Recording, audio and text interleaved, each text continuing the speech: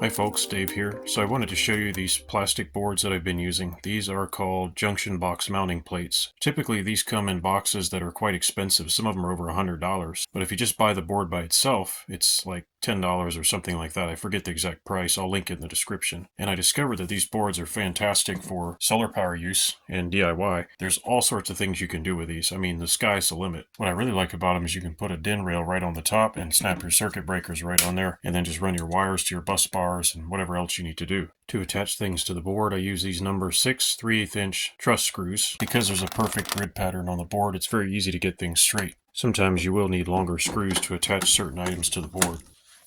If you want to get even more fancy, you can take M3 standoffs. I think even plastic ones would work, but here I'm using brass. You can thread those into the holes, and then you can place circuit boards or anything else you want right on top and mount it very securely. It's amazing how quickly you can put something together. And if you change your mind, it's easy to move things around and reposition them.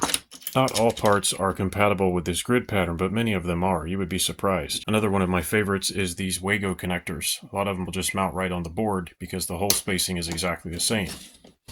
If you want to get really creative, skinny wires like this stuff here can actually be passed through the grid squares, go underneath the board, and then come out on the other side. Another nice thing about these boards is that these terminal strips happen to line up perfectly with the grid squares. Very handy indeed. Use your imagination. With these boards, the sky's the limit. You can do pretty much just about everything. I use these boards to build my DC off-grid system, and they save me a lot of time too. Folks, I hope you enjoyed this video and that it helps you out. Thanks for watching, and I'll see you next time.